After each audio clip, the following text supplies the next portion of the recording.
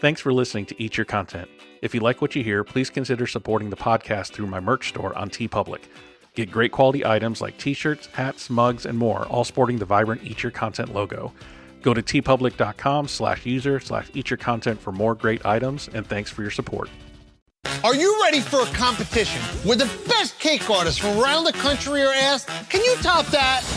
In round one, 3 teams have to make a cake with masterful detail. Absolutely flawless. The detail has to be perfect. Feeling the heat yet? And in round 2, the final 2 teams will have to swap cakes and try to level up their opponent's design.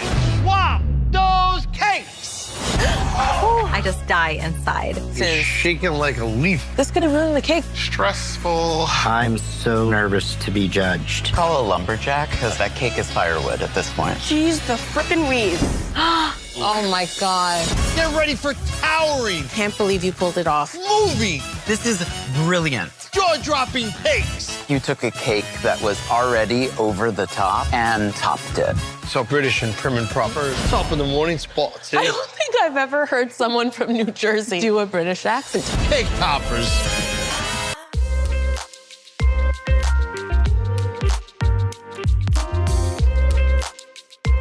Welcome to the Eat Your Content podcast. I'm your host, Rich Herrera. This is your home for all things food and pop culture. Thank you for tuning in. A couple of program reminders. Sorry, I usually take a break during the end of the year for November, December, just for the holidays and give myself a little break here. But I have some great guests that I didn't want to wait to book. I have Jennifer from For Goodness Cake. And they were just recently on a Hulu show called Cake Toppers. So local to Jacksonville, I'm local to Jacksonville, so I love seeing Jacksonville folks on TV getting featured nationally. Jennifer, thank you for coming on the podcast. We're so honored. Thank you so much for having us. Yeah, and your husband is out working on his car, I understand, so he'll be jumping in at some point.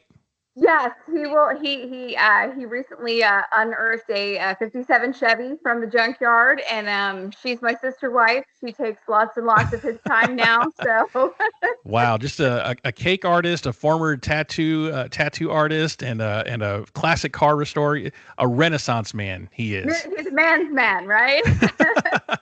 Well, thank you for being on the show. I appreciate it. I watched your episodes on Hulu for Cake Toppers. I thought the concept was really fun. We'll talk about that a little bit later. But I wanted to kind of get your origin story on how you became bakers. You and your husband got married, and was the thought from day one is like, let's start a bakery. So what was the origin story behind you and your husband starting For Goodness Cake? We got married, and our son came along, and I became a stay-at-home mom that didn't really enjoy staying at home. And I'm kind of one of those social people that seem to need stuff to do and more interaction. And I was going a little stir crazy. And for Christmas that year, our son was born. He bought me a KitchenAid mixer and this book called The Cake Bible, which is full of recipes and tips and tricks for making cakes.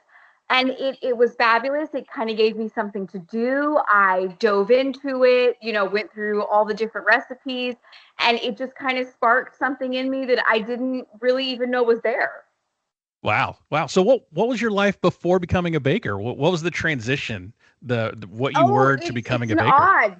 It's an odd transition. I bought my first tanning salon when I was 19. And eventually I had 2 tanning salons and a company that sort of helped other people open tanning salons. Oh, wow. So my husband likes to joke that I went from baking people to baking cakes. That's funny. That's so, somewhat tangentially related, baking people, right? Baking cakes. But that is an interesting transition, a budding tanning salon empire to baking cakes. And all it took was the right gift and the right spark, and the ship has turned. Now, your husband kind of has an interesting origin story too. I learned that he was a former tattoo artist for many, many years, and then he transitioned to baking. Was it soon after you got into it, or was there some coaxing involved? So we officially opened the business in 2016. When we started doing like basic cakes for friends and family, like little buttercream cakes. And they started to get larger and more complicated, and he would kind of help out every now and then. And then right before COVID in 2020, we kind of decided that this would be a fun thing to go all in on. And he sold his tattoo studio. He's been a tattoo artist for 25 years, Herrera Tattoo here in Jacksonville. And we kind of went whole hog in on it together, and haven't killed each other yet. What is that like to work with your husband in such close quarters? I mean, I've heard of married couples that kind of work maybe at the same like corporate company, but aren't like together. But working as an at-home business or a self-employed, bake shop, what's it like working with your husband 24/7? Is there sometimes you're like ready to like, I need a vacation from you?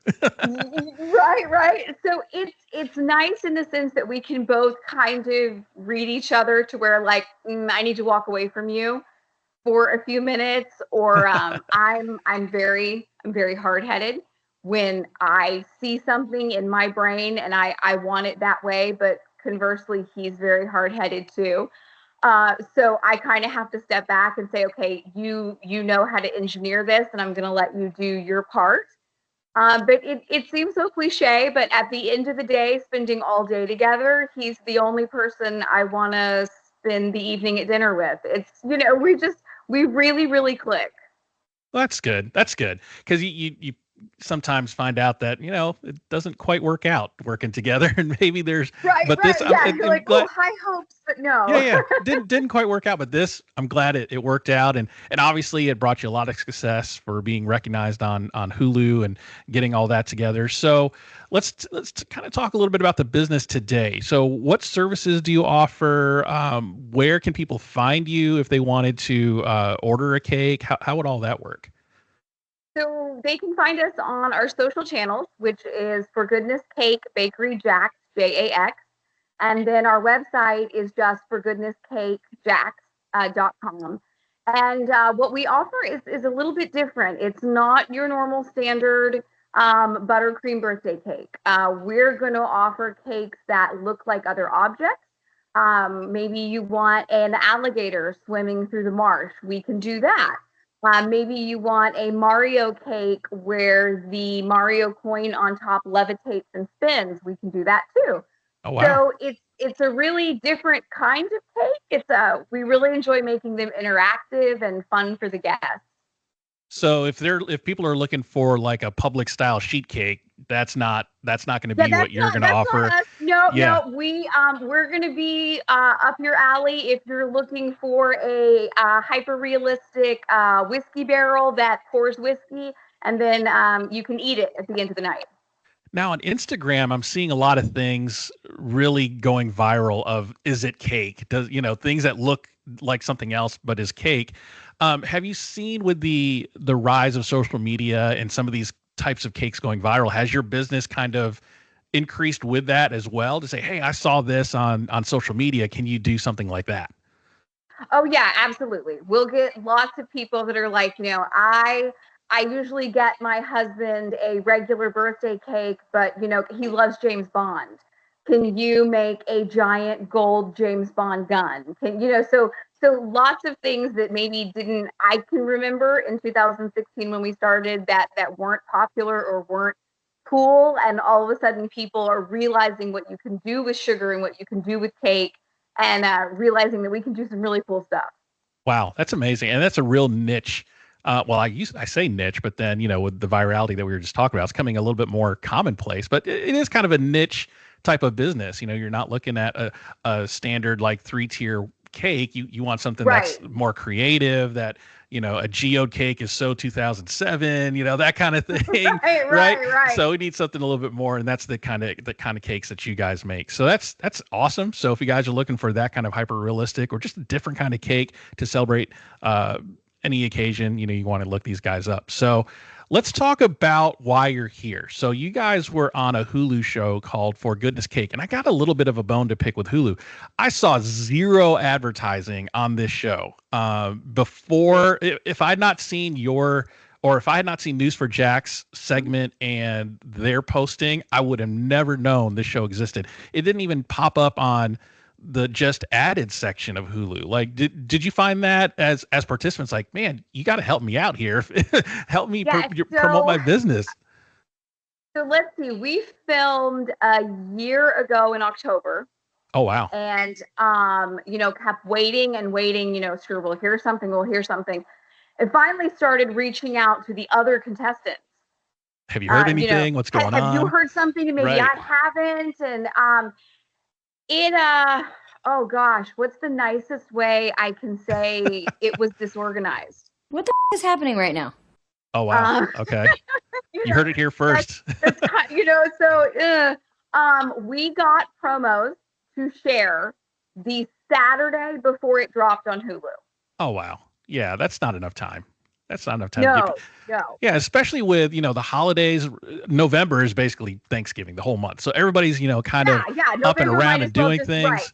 Yeah, and so a lot of promoting it a week before, people aren't going to see that, unfortunately. Like I said, I was just happening to scroll through Facebook and saw a News for Jax thing. Had I not seen that, I would have never known you guys were on a show. No, that part was really frustrating. Yeah. And I was like, man, nothing. And, Buddy Velastro's a pretty big name, the host of the show. And you would have thought there would have been some more stuff happening behind the scenes. Yeah, but more hype, more. Yeah, absolutely. We completely agree. Well, that's a shame. So you said you recorded this a year ago. What was the selection process like? Did they approach you? Was there an open casting call? Like, how did that all work? So we had a producer reach out. A casting director, casting agent. I'm not really sure what she would have been. She reached out about 2 years ago, and was asking us about Halloween Wars, which is a big show that comes on Food Network. Yeah. Their format didn't really. We wanted to do something together, and the Halloween Wars format is a cake artist, a pumpkin artist, and a sugar artist. Right. So there's not really two cake artists, and neither one of us knows enough about one of those other two things to be any sort of, on TV doing it. So she kind of said, hey, I'll keep your number and I'll call you if something comes up. Completely felt like a brush off. Never thought in a million years I'd hear from her again. And she reached out last July and said, hey, I've got this team show just came across my desk.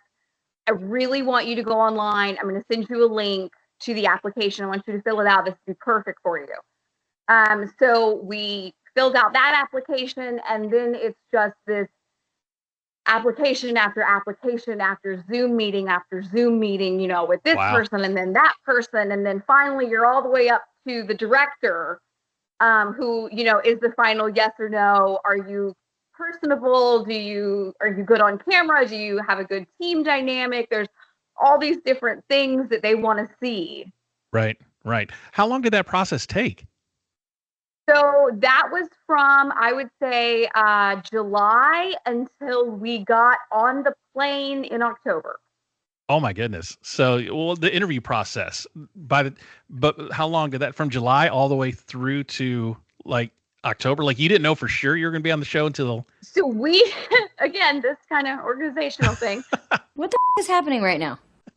We found out, I would say, no more than 2 weeks. Before you got on the plane in October. Before they were like, here's your plane ticket. That's insane. So one of my questions was like, did you know ahead of time what some of these challenges were going to be? It sounds like probably not, or maybe you had a very little inkling of it. So it's kind of interesting. You watch these shows, right? Like on Food Network, and you're like, did they know about that? Like, what's that giant structure they all of a sudden have that they didn't have 5 minutes? Where did that come from? So we knew going into the two challenges, we knew what the first challenge would be. Okay. So on the first episode we filmed, which was called Into the Woods, which was actually the very first episode ever filmed during production. But the third episode released. Yeah, third episode on when you're scrolling, but it was the very first episode filmed during production. So it was a whole thing in and of itself. But we got a prompt from the producer. This is going to be called Into the Woods, and we want you to make a hyper-realistic plant, and you think about what you want to make, and then tell us, and we'll tell you if that's okay. Okay. Presumably because they don't want all three teams making the exact same thing. Right. So we did know about that aspect of it. And then when you get to you move on in the challenge, which if you watch that episode and you see my surprised face, it was real because so much happened on the first half of that episode that did not make it on camera. So that surprise face is real. I did not in a million years think we were moving on. Yeah. Yeah. Wow. I want to talk about the format of cake toppers versus, you mentioned, was it Halloween Wars? So Halloween Wars, yeah. Yeah. So some of these other baking shows that are fairly popular on Food Network and the British Bake Cook Off and all that stuff. The part of the drama, I think, of some of these baking shows that people love is the actual bake itself, right? People are making the cakes and they're, is it going to be in the oven in time? Is the oven at the right temperature? Do they know how to use these ovens? All that sort of thing. So that's part of the drama. Whereas cake toppers is a little unusual. There was no baking involved, yet there was ovens on your background, which nobody used. Right.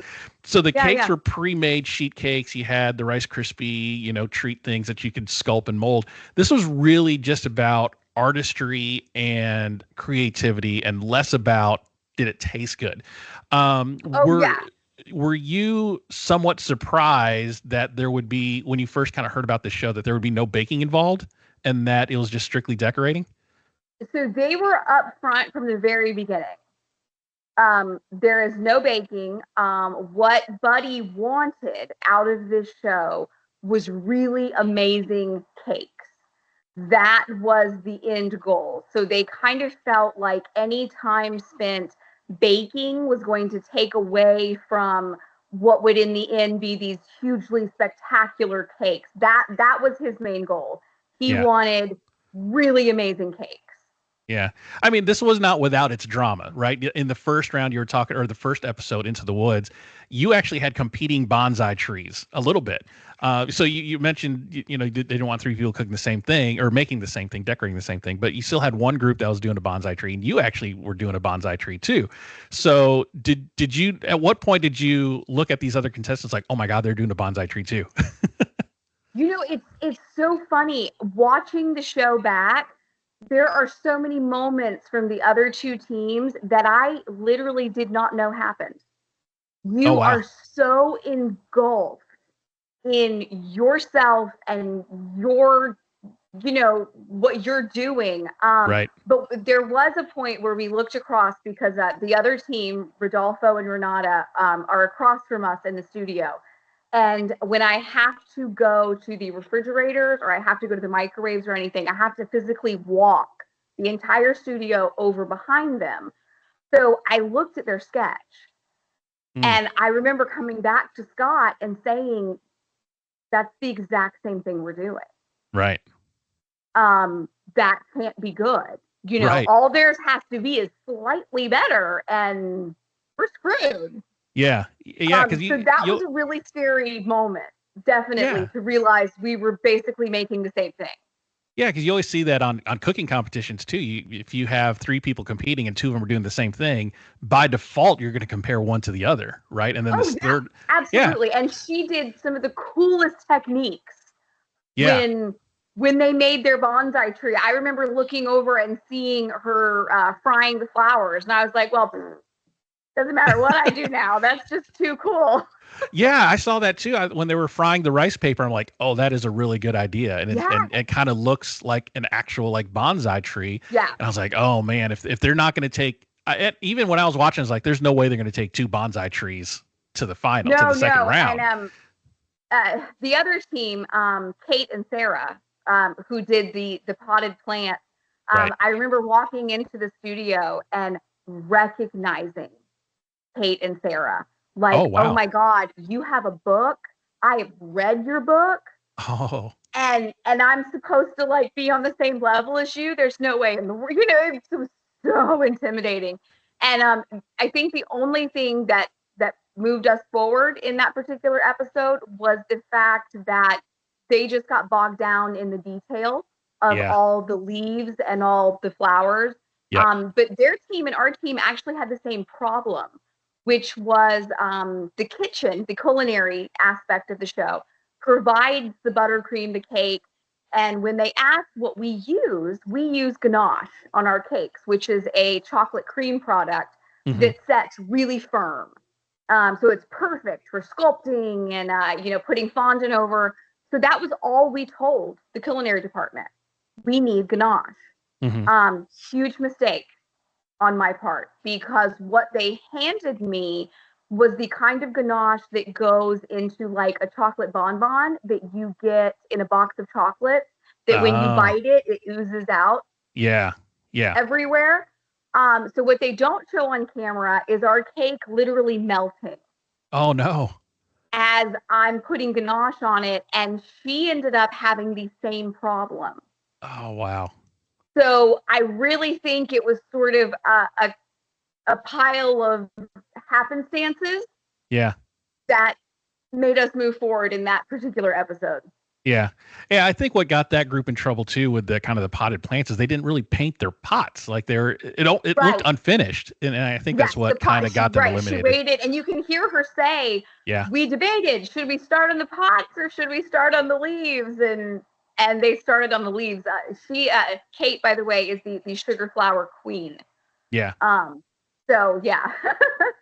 Now the second part of this kind of twist of a concept is the two finalists that move forward, or the two out of the three that move forward to the second round, they switch cakes, right? And then you got to build upon their existing cake into a kind of completely different concept. So was there a level of thinking, and probably not, like you were saying earlier, you're kind of engrossed into your own thing.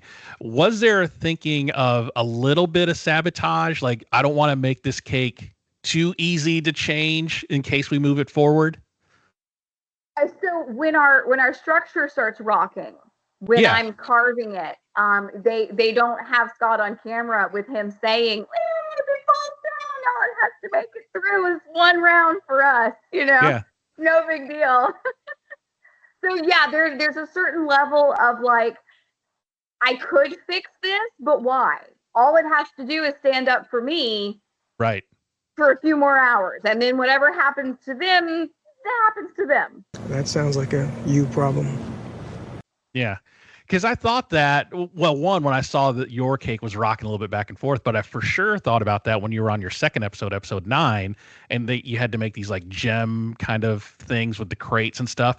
And that, hello, sir, welcome. How you doing? Good. How are you? Amazing. You going to be joining us? We're working on my 57 Chevy right now. Oh, you're letting your wife do all the PR work. Well, thank you for joining us and taking a little bit of time. We were just talking about some of the concepts, and I want to say while you're here, your airbrushing was spectacular, especially in that second episode 9, where you had to do that kind of alien chandelier gem chest kind of thing.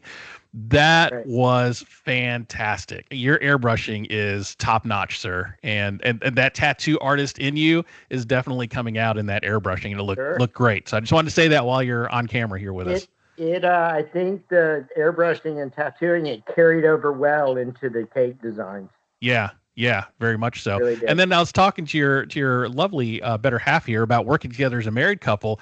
Did you find that as an advantage a little bit on the show, because some of these folks came from different cities, Look at her. different? Yes, dear. As a husband, we get along really well anyway, so I just know when to stay out of the way.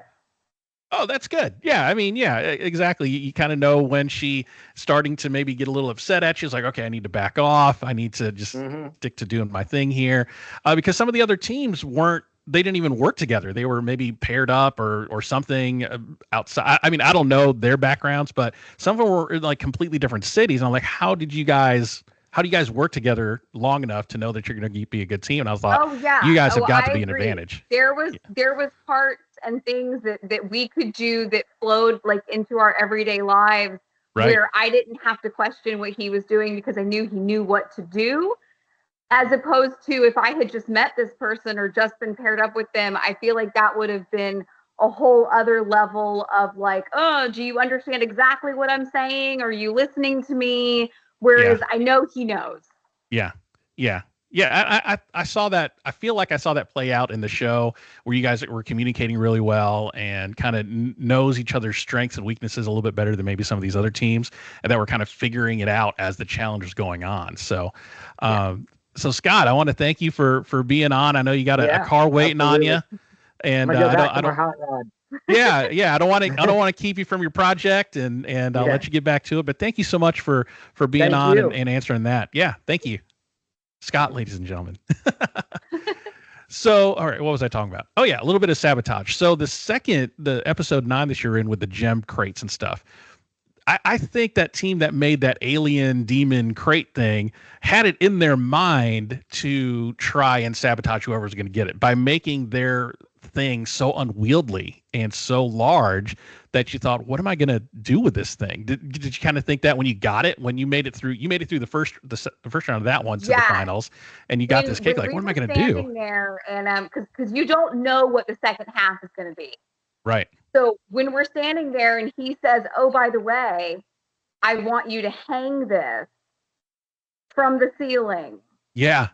And I'm just, we were angry is really the only word that can come to mind. That was a really angry, very long night for the two of us, where we were just debating all of our life choices that had led us up to this point. It's going to be a disaster. It's going to fall. Yes. Yeah. That was all I could think, is what if it falls on somebody? Because the huge scary part of getting somebody else's cake, especially in that sense that it has to hang from the ceiling, I don't know if she knows how to construct things. She could have just had 2 little nails that you use to hang a picture frame. Yeah. On each corner of that cake. And what if that was all she used? Yeah. So formulating a plan as to how we are going to deconstruct that cake was so stressful. Yeah. Yes. Because I thought they're doing that on purpose. I mean, it was a cool looking cake in the first round, but man, to give it to somebody and say, do something with this without completely dismantling it. Yeah. I was like, oh, that's smart gameplay based on the format. But I got to tell you, you guys pulled it out, and in total, spoiler alert, you guys went 1 for 1 on your show. Yeah. You lost the first one. But the second one, were they okay? You said that the episode number 3 was the first one to be filmed. Was episode 9? It was obviously after. So what lessons did you? We filmed them back to back.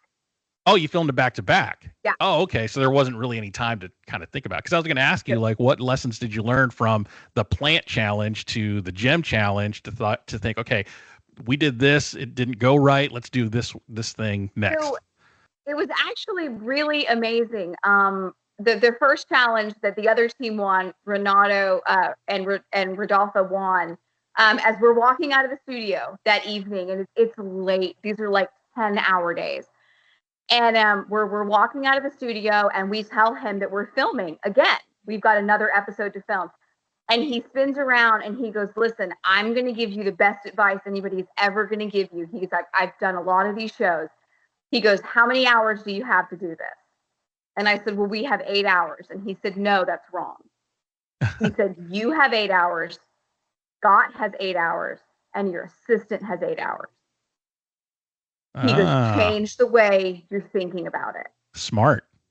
And that made all the difference in the world. Yeah.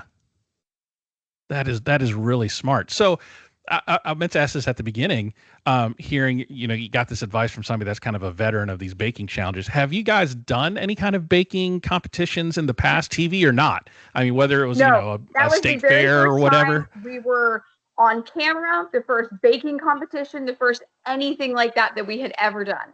The first time you ever had to put your cake in front of judges to be in front of judged. Buddy. Oh, wow. Yeah. Yeah. And the first time in front of Buddy, that's got to be intimidating. It was hugely intimidating. Wow. Now, were the judges all there the entire time that you were decorating, or did they take long breaks and come back? They definitely kind of popped in and out. Okay. They're there at the beginning, and you go, and the clock starts, and then they came back in 2 or 3 times, and they would either sort of huddle in the corner and talk, or they would physically walk around. And we realized really quickly when they were walking around and they would suggest something, that it was very smart to listen. Yeah, of course. Because as you would like to think of these competitions as completely impartial, right? Yeah. Like you would like to think like the best, most amazing cakes wins, but that's not really how it works. Oh, wow.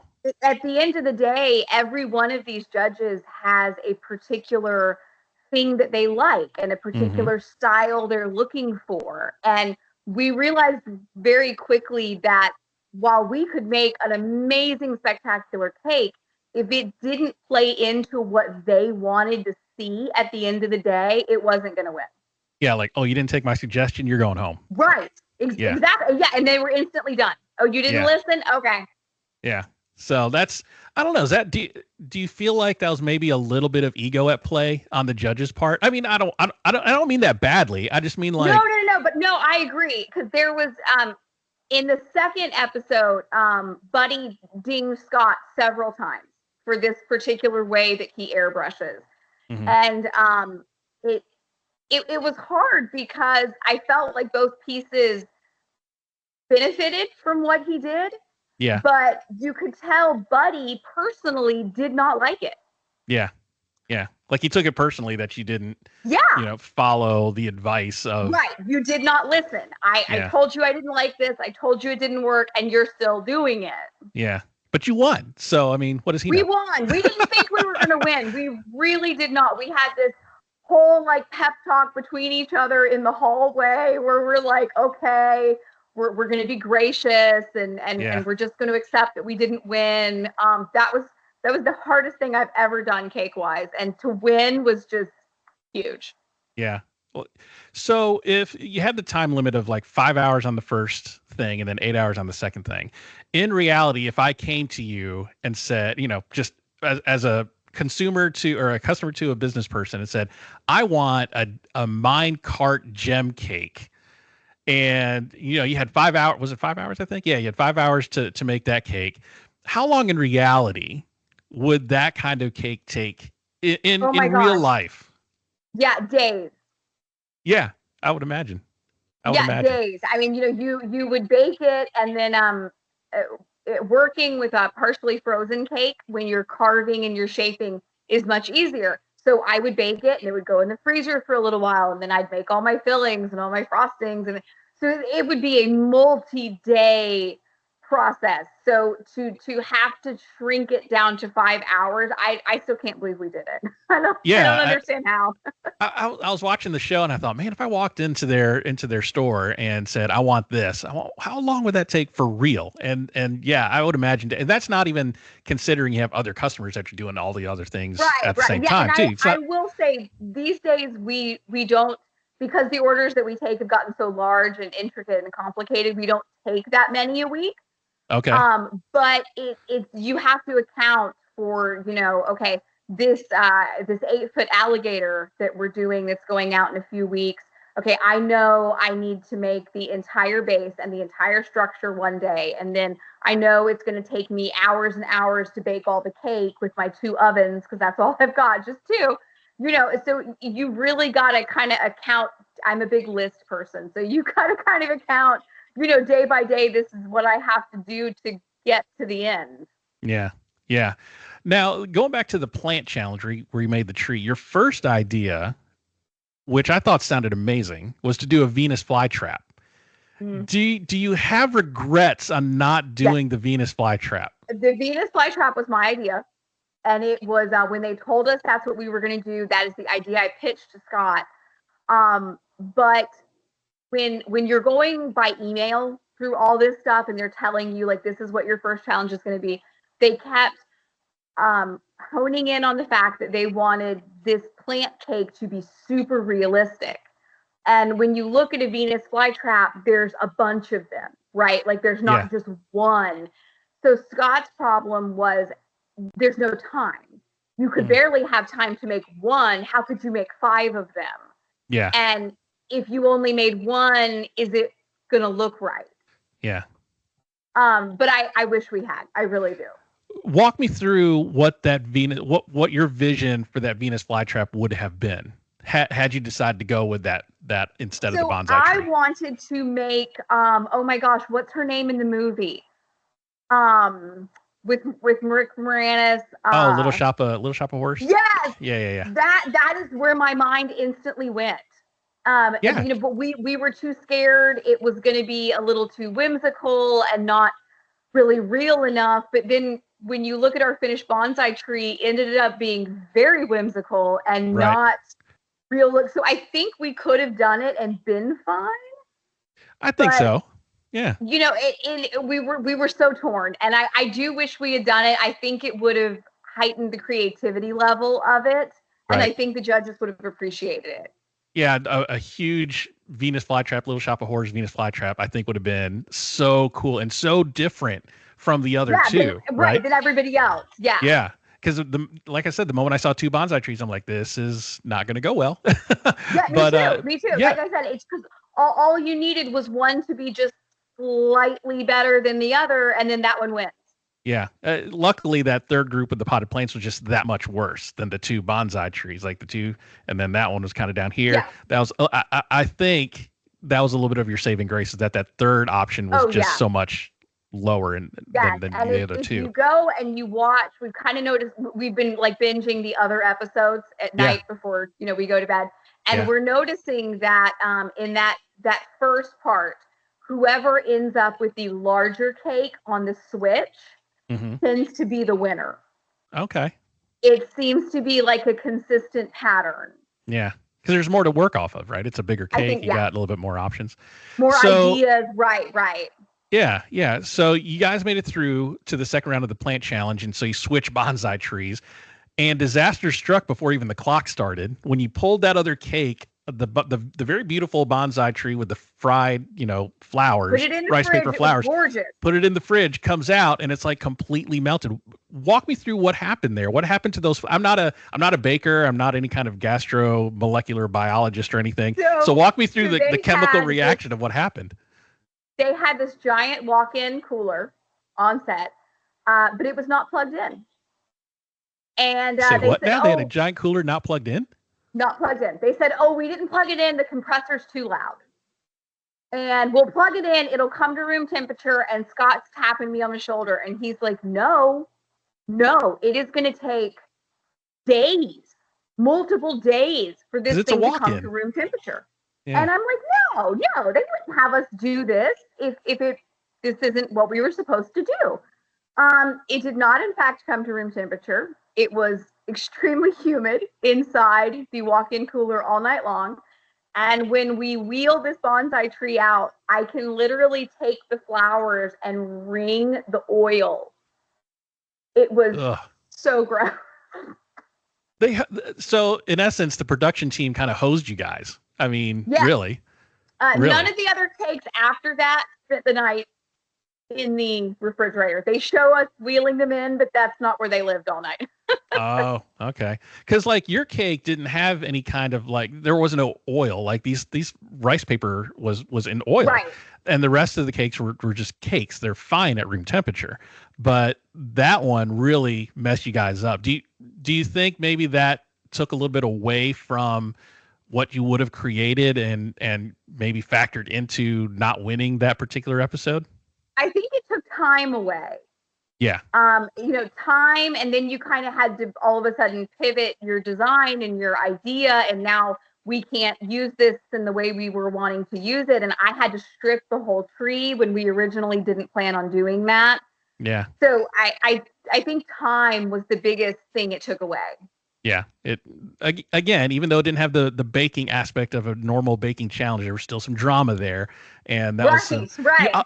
You almost think you watch these documentaries about reality shows and producers manufacturing drama for the sake of the show, and I'm thinking, did they do this on purpose? Now that I'm hearing what you're saying, that they didn't plug in a walk-in fridge for a baking challenge, like why would you not plug in a refrigerator for something that clearly needs to be refrigerated? And maybe my conspiracy theorist self is like, maybe there's some manufactured drama there. So we definitely had the other contestants kind of like whisper in our ear, if there is no drama, there will be drama. Yeah. Exactly. You know, that's exactly. like you said, that's what these shows thrive on. You Right. know, you've got to have that element, or else they're just not fun to watch. Yeah, then you're just watching people, paint cakes, which, Right. it's fine, but that's not what we're here for. Right. So you guys were in actually 2 episodes. Episode 9, it was another set of teams. And it looks like everybody, because I've watched a few episodes, everybody went twice, I think, right? All the teams went twice. So it's kind of like this round robin type of deal. So the second episode 9, was kind of make a gem type cake. And you guys did the mine cart, which I thought was really a cool idea. And again, some drama there. When you were molding the wheels, you decided to go with modeling chocolate versus isomalt, and kind of had some issues there. Walk me through that.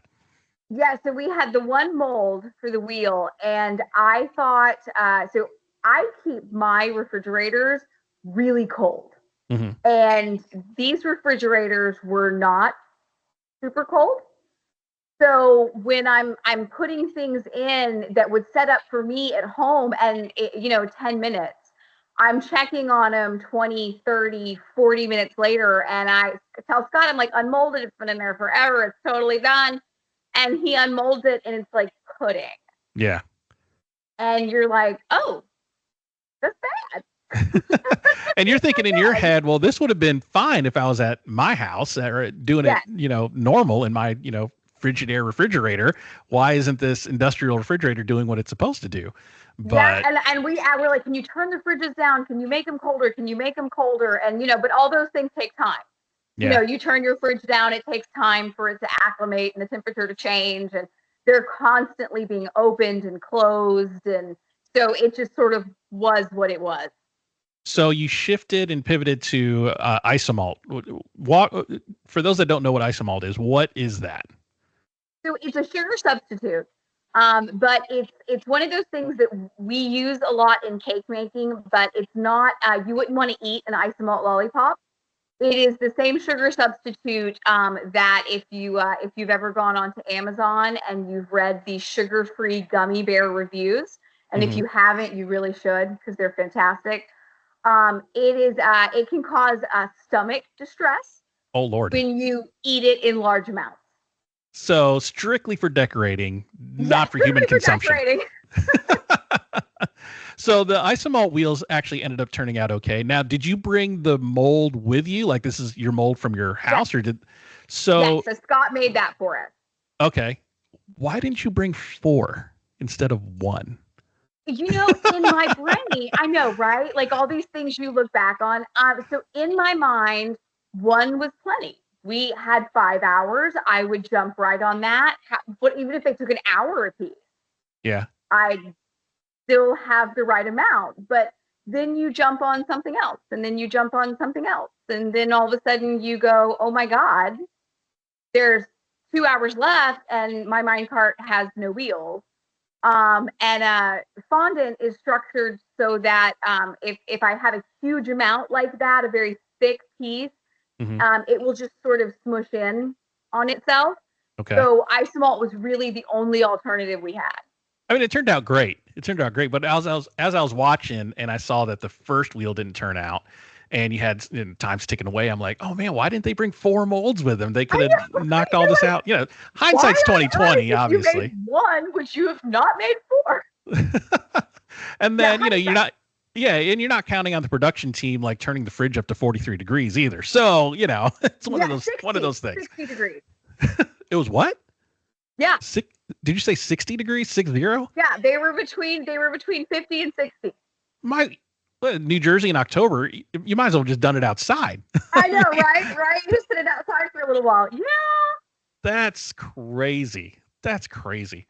So, like I said, overall, you were 1-1. You lost in the first plant-based challenge, and then you won the second one with that second chandelier where you had to change their demon thing into a hanging chandelier. And I got to tell you, the right call. I don't care if Buddy didn't like the way he was airbrushing it. It was the better of the 2 cakes. I mean, that first one that other group made looked kind of rough. I mean, it looked bad. I mean, why would you put string lights on there where everything is visible, especially the LED strips? I mean, I was thinking, what are you doing? Like, what are you doing? It was so it was, if it's possible, it was even more bizarre in person. Yeah. It looked like they had taken our little mine cart and just shoved it in the middle of another cake. Yeah. And what was really interesting is so they're across the studio from us, so we can see we can't hear them, but we can see everything they're doing. So when she first started, she had the mine cart and she had this top portion and it looked like a ghost. Oh, and wow. Scott and I thought, oh, that's kind of a cool idea. Yeah. So then she, and I wish they had showed this because it was really cool. She soldered these stunning copper tubing to the underside to make and it was absolutely gorgeous. So then we thought, oh, she's making a jellyfish.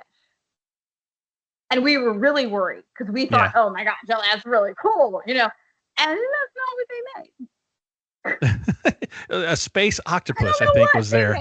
Yeah, I think they said a space octopus or something that came out to be the final product. But it was just weird. It was weird. It was weird. Like they just threw the string lights on there almost as an afterthought, and just to have more lights, I guess, so, as opposed to the right placement of lights. And it was rough looking, and and especially comparison to yours. The airbrushing on the chest look amazing.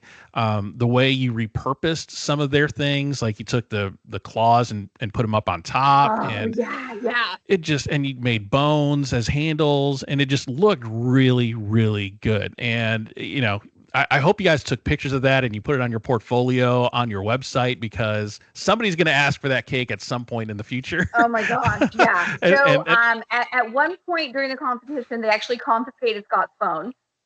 Oh, really? We were not allowed to take pictures. We were not allowed to take videos. Oh, wow. So I have nothing. Oh, no. I know. I hate it. I've tried. I'm not super tech savvy. I need to get my teenager to do this for me. But I've tried to go onto Hulu and like screen grab. Yeah. Like some of the still pictures of the cake.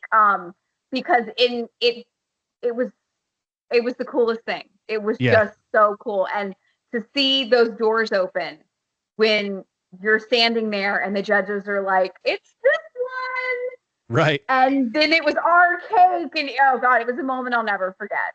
Yeah, it was fantastic. And this is another bone I have to pick with Hulu. Did you guys actually win anything? Like there was no prize money mentioned. So there was no. So funny. We won $5,000. I don't know why it is not mentioned. Huh. But every episode, the winning, you won the $5,000, and I mean, obviously you got paid to be there. Your union and you're working and all that kind of stuff. But yes, there was prize money. So I wonder why, because I wonder why they didn't mention that, because like it just looks like you went there and filmed a couple of episodes, had a fun time, and okay, thanks, bye. Yeah, like bye. I had a lot of people ask me, they kind of assumed it was an ongoing competition. Yeah. Like, oh, they don't mention prize money, so you must be moving forward somehow. Yeah. So it was. Oh, cute cat. That's so cute. Yeah, and I noticed that too. Oh, go ahead. I'm sorry. Oh no, it was just, we thought it was odd too that it was not mentioned. Yeah.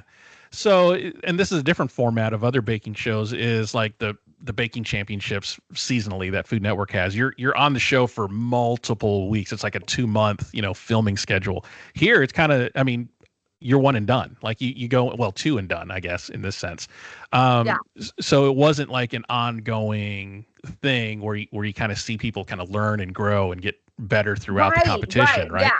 But in your case, I did see you guys grow and get better, even though they were filmed back to back. Like your episode 3 and episode 9, you said were filmed back to back on the same day, right? Even though you weren't on multiple weeks, I saw some growth for sure because I thought your chandelier cake was much better than your final cake on the plant episode. Much better. So much better. The final cake on the plant episode, the nicest word I can come up for it is chaotic. There was just, I'll agree with you, so much happening. Yeah. And that, I think that was our newbie, like, oh, I want to put this on, I want to put that on, and we could not, like, cinch those ideas down.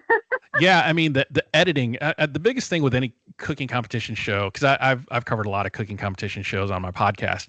The biggest thing that you hear about in these shows is editing, right? Self-editing. Yeah. And I think I definitely saw that between your episode 3 and episode 9. Even if you were filming that same day, I think you guys took something from that first one. Was like, man, did we really need that big of a snail on that one?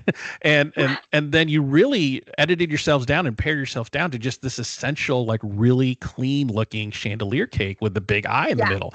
And that was like your focal point and what people looked at and thought, wow, that's really cool. So even then, I definitely saw some growth in there. What things have you learned on this show that you're taking back to your business now and being like, you know what, I can't do that cake in 5 hours. No, I'm just kidding. Not that, but what skills or not skills, but maybe advice that you heard or things that you did on the show that you're like, oh, I can apply that to my everyday. So I'm definitely a more is more person when I'm making the cake, and I'm like, oh, more. I think the editing has really helped a lot, and I'm like, oh, maybe I don't need more flowers right there so much. And then trusting Scott more. The chandelier cake we had to completely take apart, and then he sort of walked away for 4.5 hours. To rebuild that structure. And I had to just trust that he was doing what needed to be done. And I couldn't go in there and check, and I couldn't keep stopping, what I was doing. So trusting him more when he tells me, this will work and I can do it this way, or, Jenny, you can't have the nutcracker moving and sword fighting. It doesn't work like that. So just trusting him more that he knows his part of what we do has a lot. That's good. So one other thing I wanted to mention, I forgot to mention earlier, the cake assistants that you guys got, I didn't see a lot of them on the show. Like, I mean, I get their background players, but part of the drama is how do you interact with these people that you've never worked with before? Which I thought was odd. Gia was our assistant on both episodes. And she was phenomenal. She has her own bakery. She was hugely knowledgeable. And she did a ridiculous amount on both of those cakes. And I hate that she wasn't shown doing more. Yeah. Because I was like, I almost forgot there was assistants on the show in the plant one, especially because I was like, where did the assistants go and what did they do? And when you watch the other episodes, it's the same in all of them. They're not really seen doing much. I don't really know why they made that choice. I thought that was odd. Yeah. So you guys had a watch party at V's Pizza to kind of celebrate the drop of the show. I'm sure you had a lot of friends and family, but I'm sure you had like some passersby that were kind of like wondering what's going on. How has business been since the show launched, a week or two ago? So again, there wasn't a lot of hype behind the show, so there's probably not a lot of advertising, but have you seen people's like, oh yeah, I saw your show. I saw this segment on News for Jacks or whatever. Yes. Have you seen some people referencing those things? News for Jacks was incredible to us. The amount of people that reached out after they saw that segment was ginormous. When I look at our website traffic, and we would have 300 or 400 hits a month. I can look specifically at the News for Jacks article and how many hits came from that, and it was over 2,000. Oh wow, good for you. From that one article. So as a super small business, that's huge. Yeah, excellent. And I hope I'm hoping that, the Thanksgiving holiday coming up, well, if you're listening to this after the Thanksgiving holiday, but as you already ate your turkey. Yeah, you already ate your turkey. As the holiday season approaches through December and people have some time on their hands to watch some TV, I hope they catch your show, or I hope they catch your episodes at least on Hulu and hear about it through various channels and see the kind of things that you guys do, and I really hope it picks up business. What's the future for you guys in terms of like the business itself, or have you now been bit by the competitive bug and you really kind of want to make this like an offshoot of your business of going on these competitions now? Because once you've been on if one, we your got the name's in the call- hat for some other ones, right? Yeah, if we got the call again, we both agreed we'd go in a heartbeat. It was just, it was fun, but it was fun on a whole other level to do it with him. Yeah. You know, at the end of the day, when we got in the Uber going back to the hotel together, it was so amazing to know that I was having this experience with my husband. Yeah. It was just so cool. We've got some really huge orders coming up for December. One in particular that people in Jacksonville can go and see if they want to go and see. Yeah. We work with the Jacksonville Community Nutcracker every year. This will be our third year making a cake for them. And they've just gotten progressively larger and more elaborate and crazy. Last year, we had a life-size modeling chocolate ballerina. Oh, wow. She was in the land of the sweets. So she was there, and then she had all the sweets beside her. It was very, very cool. So this year, we're going to have the Nutcracker and the Rat King, and they're going to be sword fighting. Oh, wow. So check in on Scott in a few weeks. You know, if he's gone crazy with that yet. But it's going to be, let's see, I wrote it down so I'd be able to remember. December 14th, it is their Saturday evening showing. It's at the Florida Theater, and we will have the cake there in the lobby. So if you buy tickets and you go and support the show, you'll be able to see the cake in the lobby beforehand. And then at intermission, and then after intermission, we will wheel the cake into their cast party. But you'll be able to come see it and like see how cool it is in person. That's cool. Are you guys going to be there to kind of unveil the cake and all that? Yeah, we'll be there. We'll be there answering questions and telling people not to touch it all night long. Don't touch it. Don't touch it. Awesome. Don't touch it. That's great. That's great. So what's the future of the business? Like what do you hope to gain from your appearance on the show? What do you want? What's the dream 5-10 years from now for Goodness Cake? So I definitely still want to be here in our studio. I've got a studio that Scott has built for me, and it's ours, and it's private, and it's fantastic. I don't pay rent to anybody except me. It's wonderful. I don't ever want to be in a storefront. I don't really have any desire to have like walk-in cupcake sales and things like that. Right. I really just want to do larger, more elaborate. We've kind of started the last 6 months or so getting into cakes that people can interact with. Oh, wow. So like the wine barrel that pours wine. Or the music box where you can turn and the chocolate ballerina spins. So I really want to get into more cakes that have moving parts and interaction and things like that. A little bit more engineering behind some of these cakes. Yeah, more engineering, more hard work for him, less for me. I'm thinking maybe you guys should get a sugar artist on staff, and then you can get on like Halloween baking wars and all that other stuff, and round out the team a little bit. Yes, I need to Creme de la Coco in St. Augustine. There you go. Chef Niles was on last year. Oh, okay. So if you need some binge watching, Halloween Wars from last year, he was on. And if I get the call again, I'll call him up. Be like, look, I need you for my team. Let's do this together. I need you. That's awesome. That's awesome. Well, I want to give you I don't want to keep you much longer, but I want to give you these last few minutes just to promote your stuff. You already talked about the Nutcracker thing, but one more time, where can people find you online? Where can people find you on social media? If they want to place an order, how do they contact you? I just want to give you these last few minutes, just roll out the red carpet and give you whatever time you want to promote your business. So contacting us is going to be the easiest through our website. You can go on, you can find, just click the contact button. It's some basic information that you'll fill out. It will come right to me. And I'm really quick about emails. I try to answer within 24 hours at all costs. I can't stand when I email somebody and they don't get right back to me. So I try to be really good about answering emails. So our website is the best place if you want to place an order or ask a question. And then if you want to see more through our portfolio and cakes that we've done in the past, our Instagram and our Facebook, I think are better for that. And our Instagram and Facebook are both the same. It's for FOR, Goodness Cake Bakery Jax. Jax is JAX. And then our website is just forgoodnesscakejax.com. So website's easier to get a hold of me. And then our Instagram and Facebook are more fun to kind of scroll through and see all the cool things. Excellent, excellent. And just a reminder, folks, just to follow me on socials as well, at Rich Herrera and at Eat Your Content, to keep up with any episode that drops, and make sure to follow, like, and subscribe on your podcast player of choice. So and hit the bell icon so you'll be notified of when new episodes drop.